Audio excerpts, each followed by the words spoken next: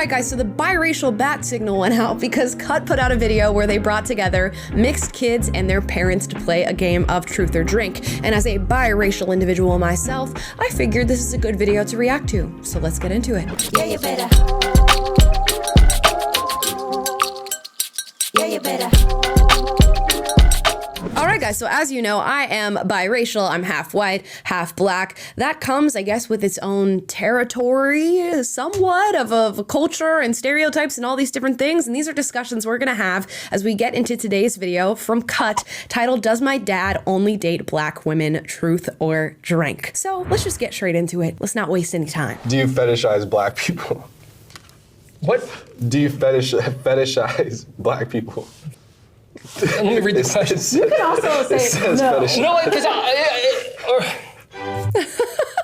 Homeboy was sweating. Do I fetishize black people? Okay.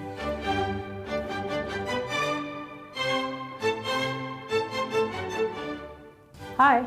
How you doing? Hi, Who are you two and how do you know each other? I'm Isaiah, this is my dad. Damien is my name. I'm Aaliyah. I'm her birth father. Why are you saying it so weird? This is my mother. So I was spit out of her vagina.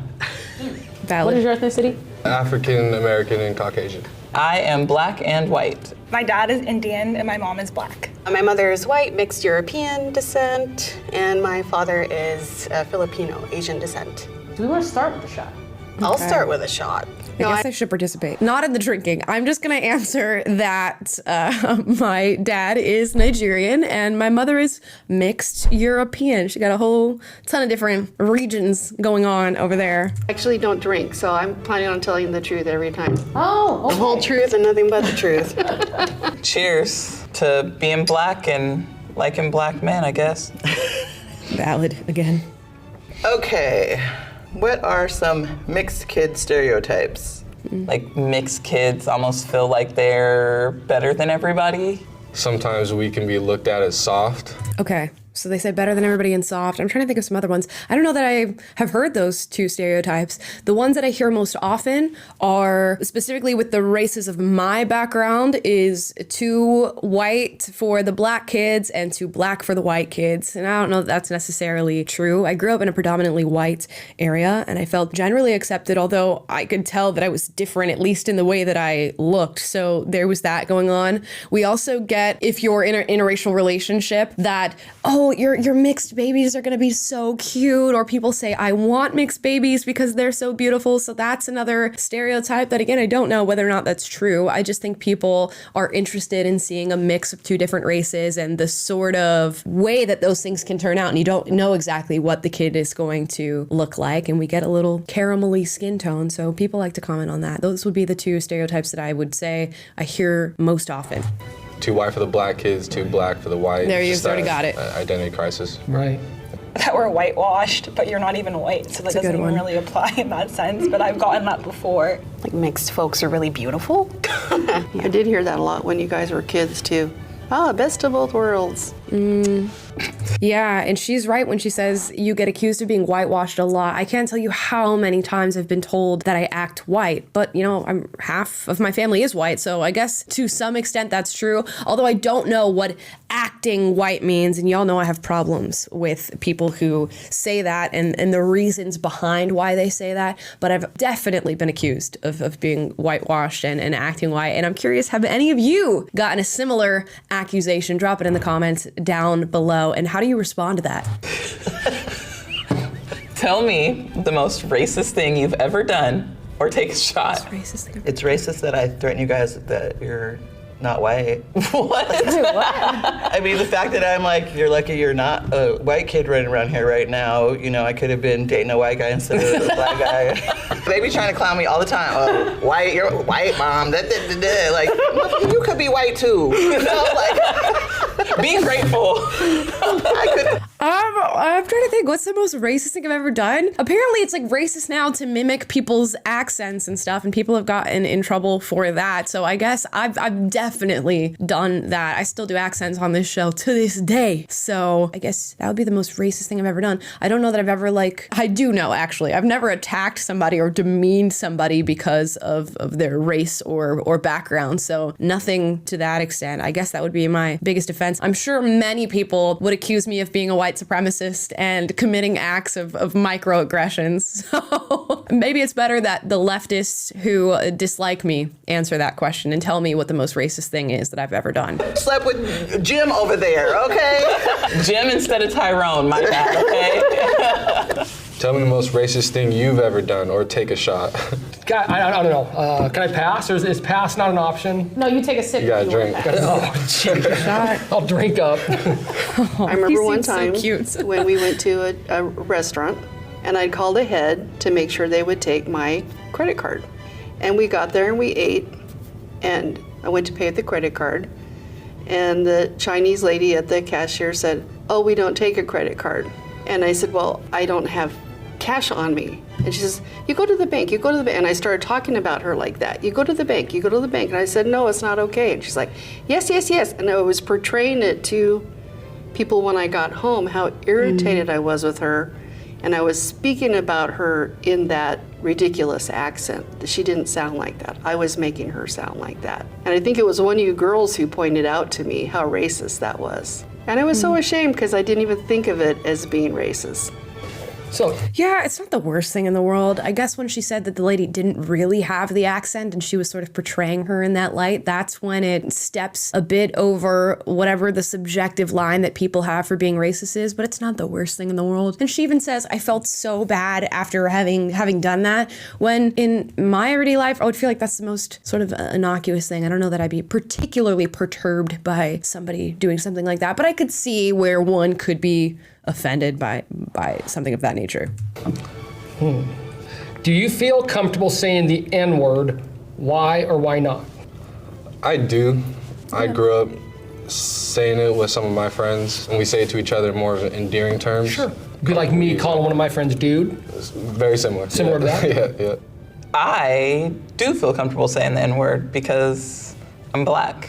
You know, I don't identify as half white or mixed race or biracial. I've just always identified as black. Even still, it's not something that I say very flippantly.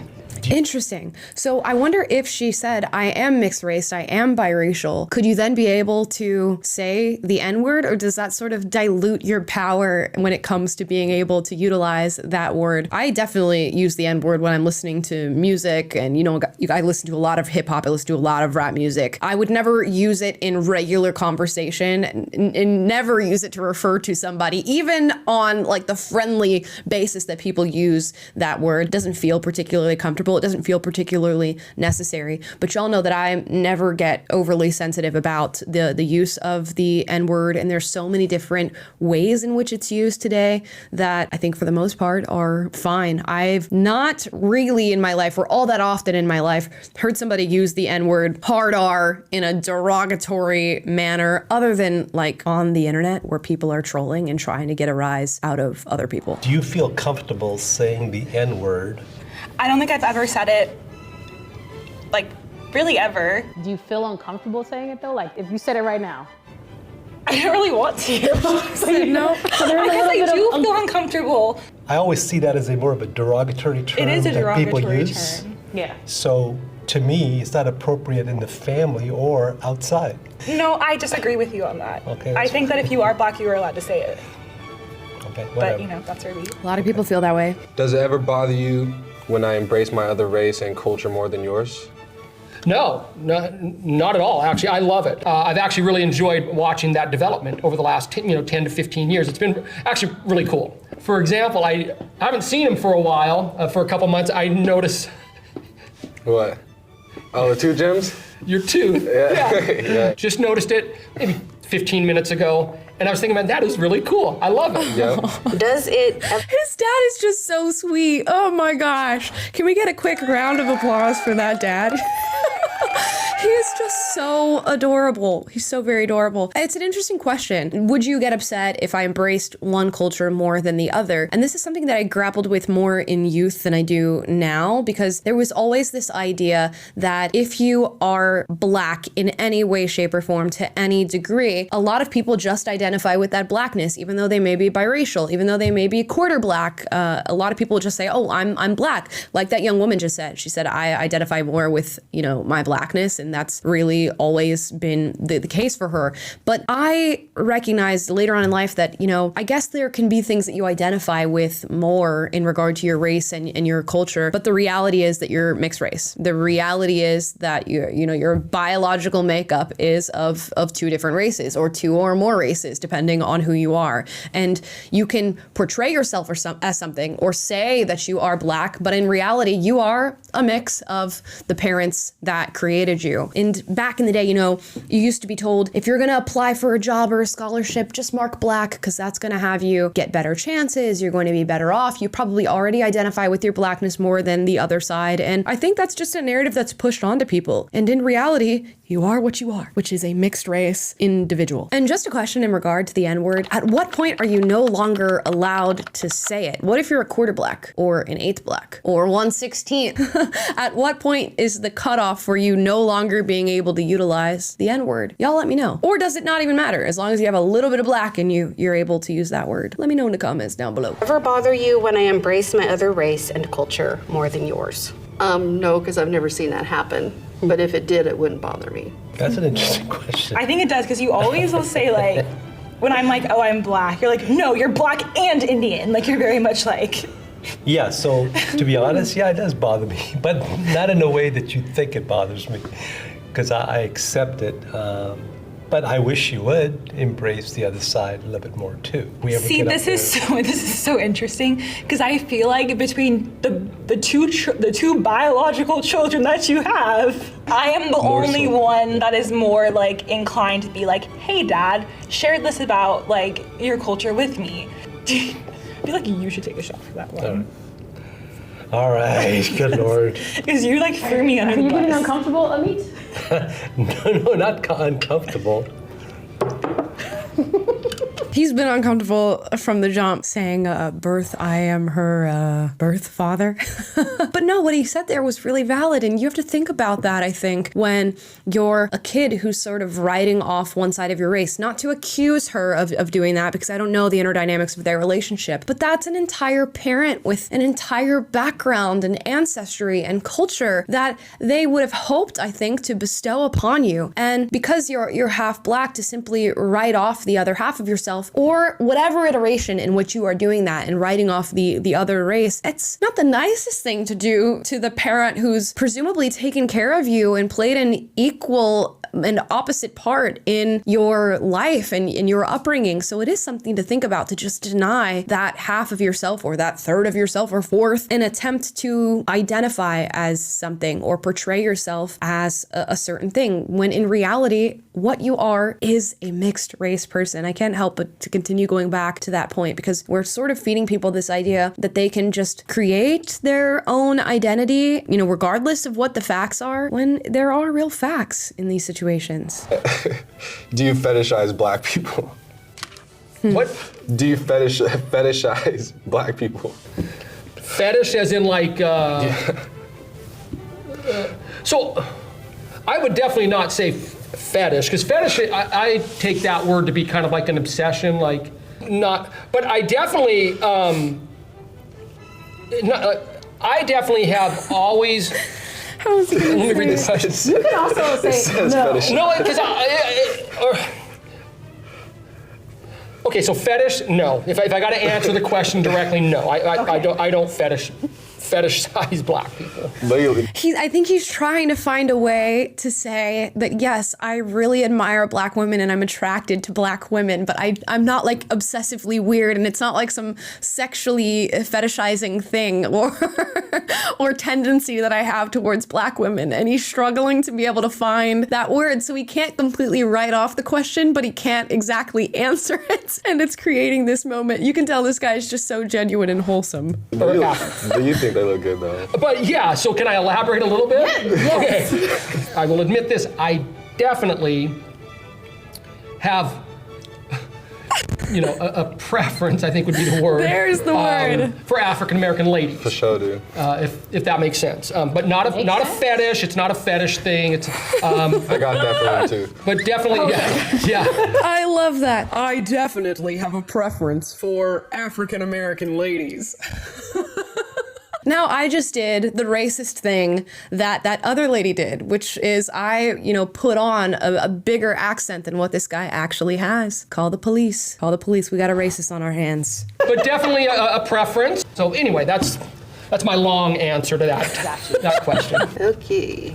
What's the whitest thing I do? There's so many. Yeah, I mean, you exist. You're really pale, Ma. I think the whitest thing about you is like your obscene love for glitter and like all things sparkly. What's the whitest thing I do? Dancing. Yeah, dancing. Fair enough. It doesn't look bad if he keeps it simple. That's so funny. I have to think about this. What's the whitest thing that my mother does? It's probably just her music taste. She listens to like Ani DeFranco and 9 Inch Nails. I guess those are particularly white bands to listen to if we're gonna look at like the demographics of their fans, but I don't know what else I would say is particularly white. My mom can dance, so we don't have to worry about that. I know they say typically white people can't dance, and I guess that would be a white thing to not be able to dance, but my mom can dance, so I guess that's a point towards her blackness. Right, I've learned my lesson. It doesn't get just play it safe, keep it simple. Name 5 black movies in 20 seconds. If you can't, you can take a shot. 5 black movies? Oh, okay. 5 black movies in 20 seconds. Okay, we just rely on Tyler Perry. Why Did I Get Married? Why Did I Get Married Too? Medea Goes to Jail. What other black movies are there? Get Out. That's a black movie. What was the other one that Jordan Peele made? Am I going over 20 seconds at this moment? Friday. Oh my gosh. Diary of a Mad Black Woman. Is that what it's called? This is actually really difficult. I'm breaking under pressure. More are gonna come to me as these people answer, but at least I think I did get 5. I did get 5 black movies. Undercover Brother. I used to watch Undercover Brother, and if you have not watched Undercover Brother, just cut this show right now and go watch that movie. But I watched that so many times as a child. Probably shouldn't have been watching that as a child. And my mom introduced me to that one. The white parent introduced me to Undercover Brother. But that's my movie recommendation out of all those black movies that I just listed. We'll see what they have to say. Yeah. Holy shit. Good Lord. Name a Tyler Perry film. Yeah, Tyler. Always, if anybody asks you about black movies, default, go to Tyler Perry. Medea. Medea. Medea. I am to the damn DEA. Which one? Which Medea? Medea goes to wherever. Wherever she goes. Pretty accurate. Name 5 black movies in 20 seconds. If you can't, you have to take a shot. The Mac, Car Wash, Friday, 10 seconds. Foxy Brown. Foxy Brown. One more, okay. you got this. Okay. The Help, Medea's Family Reunion, Get Out. What else we got? She was slamming. Friday. Coming to America. Coming to America. That's a good one. You know what else is another good one? That, people might not say is a black movie, but it's a black movie. I don't care what anybody says. Sharktail. Sharktail is a black movie. There's no doubt in my mind about that. Go, Mom! Yeah! Can I throw one in, even though I'm way past the time limit? Throw it in. Menace to Society. That's a classic. I've never seen that. Okay. All right, I just need a little bit of time. I just need. You couldn't name, 2. Yeah. You don't want to name the obvious ones, too, because I feel like some of them could be, offensive. You can't say, 12 Years a Slave. It's a black movie, but it is a black movie. Dreamgirls, that's a good one. The Color Purple, Roots. See, you don't want to go to the black oppression films. You want to go to the black funny films or the black dramas. You want to aim a little higher than the oppression films because you can rattle off the oppression ones, but I don't know that people would be too excited about that. What's one question you have about my ethnicity that you've been afraid to ask? One time when you were really little, you said something about hating the color of your skin, and you're actually trying to take your skin off. Do you feel better about that now? Well, now I do. I think like growing up, I had a lot of like internalized inferiority. I wanted to be white. I dyed my hair red. I bought like green and blue contacts. I did hate the color of my skin. What's one question you have about my ethnicity that you've been afraid to ask? So what's your experience like dating as a black woman? Sometimes I would feel like I'm not like black enough to date like black guys because I don't come across in the way that they would typically go for. What were your fears around raising a biracial kid?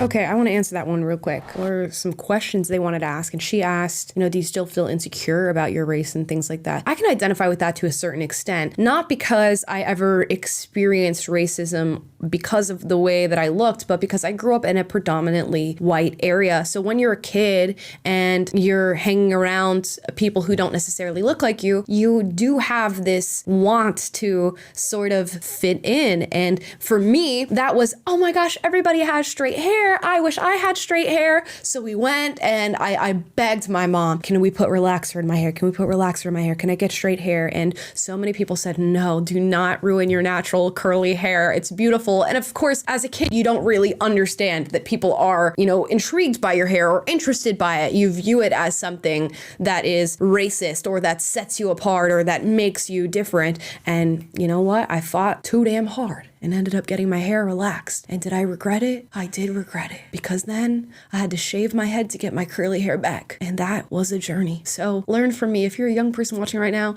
and you're surrounded by people with straight hair and you have curly hair or anything that you want to change about yourself because you don't feel like you fit in, keep what you have. It gives you charm. It makes you unique. And without any of those things, it doesn't have to give you charm. It doesn't have to make you unique. It doesn't have to make you, beautiful, whatever. It is who you are, and it's just the way that you were made, and it's what you were given. So just rock what you were given and don't make yourself feel inferior because of what's around you. I definitely have had a fear of, and I hope this is okay to say, I've had fears that you would be targeted by law enforcement, or even just targeted, period. Not even by law enforcement, just by anybody wanting to mess with you. So, definitely one of my fears as well. Yours as well? You've had a fear? Yeah. Definitely. Yeah. Coming to a couple of close situations like that that you know of. What were your fears around? Interesting. Yeah, I mean, I could see with the media that we consume and what we see on the news how somebody would have that fear. I would argue that it's not all that likely if he's a law-abiding citizen who, just follows what is asked of him when it comes to encounters with law enforcement. But he states he's had a few close calls, so I'd be interested to hear more about that, but it doesn't seem like we're gonna get into that. He should be more worried about the ladies. That's a handsome young man you've created. A handsome young man. Let me stop. I'm raising a biracial kid. The fact that they would not know who they were, whether they were of the black ethnicity or the white ethnicity, that they wouldn't fit in. Mm-hmm. Okay, this is a good one. Can you recall a time when you struggled with your identity and you were afraid to talk to me about it? I would say more in like elementary and middle school ages. I was definitely had some identity crisis, especially because that was kind of the period of life where I was away from my mom quite a bit. And I still had friends that were African American, but I felt like sometimes I would get made fun of a little bit from them because, I still live with my white dad, blah, blah. My mom always brings it up when I was like younger and I came home and I was just like, Mom, why don't I look like the other girls? Like, why don't I look like normal? And I think she said she went into her room and like cried about it because she felt so bad that I had to even like ask. But I was just like, why isn't my hair straight? Why do I look different? Growing up, it was hard trying to figure out where I fit, and it would be kind of jarring to meet black kids who would be like, oh, you're not black. Or the first time I went to visit my family in Ohio, the black side of my family, they're like, oh, you act white. And I'm like, damn, that's crazy. Like, I'm just me, That is a really interesting thing to have to deal with, especially from in your youth, because you don't have the tools to interpret what's being said. You don't have the wisdom to understand your place in the world and understand the fact that other people's opinions might not exactly be correct. You're just getting the opinion and taking that internally and having to process it through your little kid brain. And it's a really difficult thing to go through. I don't know that I struggled deeply with my my identity as a kid. And I'd have to ask my mom whether or not I ever came to her with any concerns about the way I looked, other than my hair and wanting it to be straight. That's the only thing that I can really think of. But I can definitely recall that at my school, black kids sort of congregated together and white kids sort of congregated together. And of course, there was a little bit of mixing here and there. And as you get older, that becomes, more prevalent and all that. But I would have a group of black friends that I would hang out with. And then I had a group of white friends that I would hang out with. And there would be some mixing, but not too much.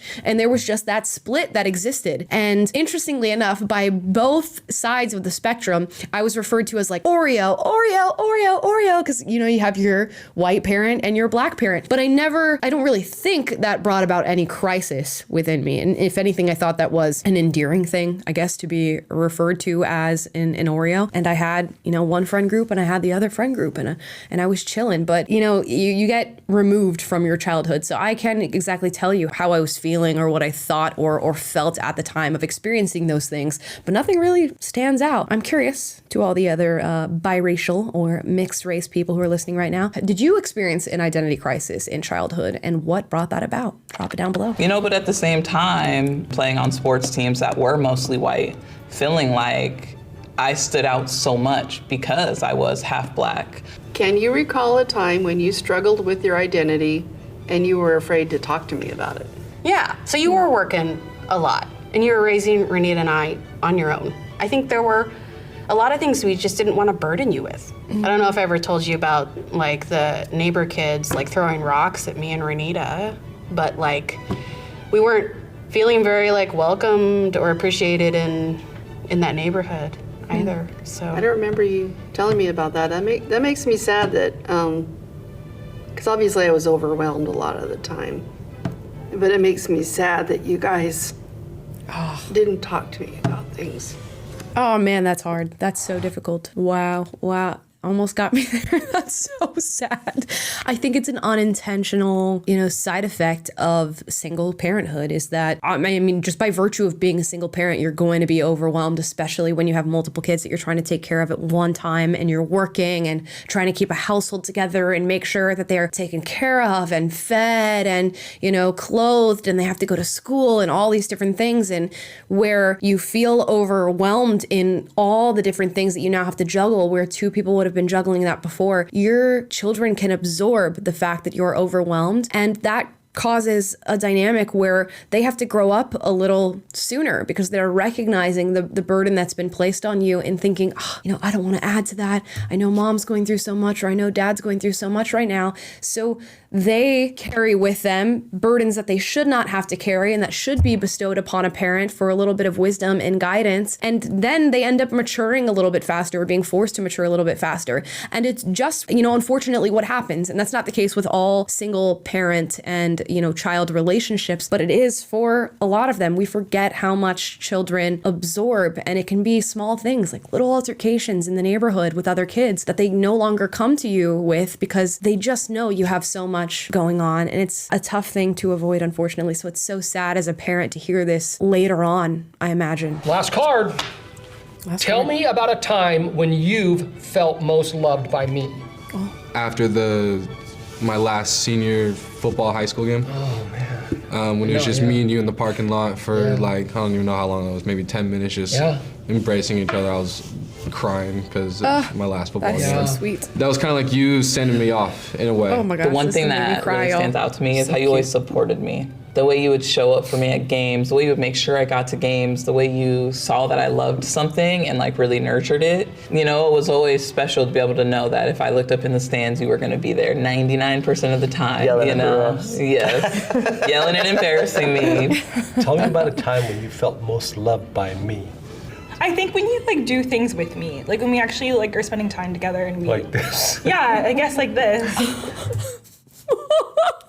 He is so cute because it's just such a big thing for him to be on camera and to put himself out of his comfort zone a little bit. So he wants her to know that this is a thing that I'm doing with you right now. That is so lovely. Oh my gosh, I love this video. Ma, can you tell me about a time when you felt most loved by me? When I had my heart attack and you came to the hospital and you were really firm with me and you almost made me feel guilty for having a heart attack. And I told Lisa and Alex, I said, I can't die because Caitlin will beat the shit out of me. And I knew that was because you loved me so much that you didn't want me to die. And I felt truly loved because you were letting me know that I better get my shit together and get healthy. Yeah. When would you say you felt most loved by me? This is actually a fun one. I came home from work, and you're out in the front yard doing a video with, like, I don't know, probably on Snapchat or something, and you saw me pull up, you're like, oh, hey, Dad, come here. And you had this, I don't know what the rap song. Oh, we were recording. It was a pretty cool rap song, and I started doing my old white man dance. I remember that. But I felt cool because you're like, Dad, you're on camera. Yeah. I felt really loved at that moment even though I made an idiot of myself. I know exactly. And he posted it on whatever social media platform it was. He posted it, and I looked like an idiot. But what I felt loved by you in that moment is that you accepted me to be a part of your video. Yeah. And you weren't ashamed of your goofy looking dad. I got a bunch of comments on that. I can just imagine that you did, yes. So do you think we should talk? Guys, this is so nice.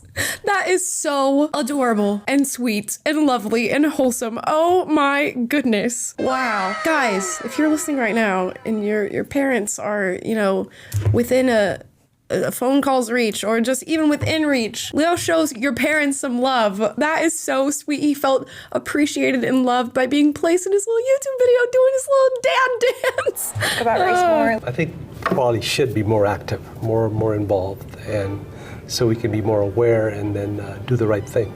Solid. I'll drink to that. Cranberry juice. Cheers to you, Whitey. See what I get? This is real life shit.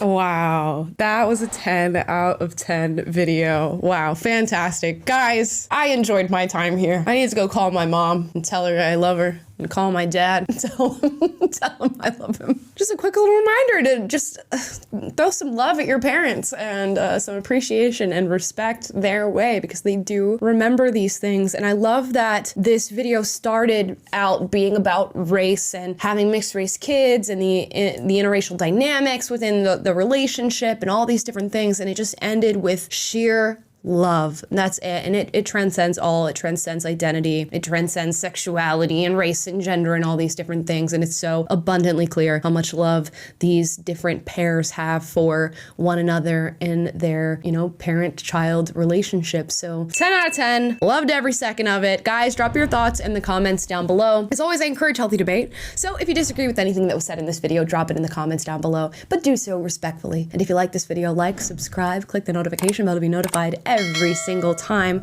I post a video for you guys, which is every single day. And I will see you next time. Bye, guys. Yeah, you better.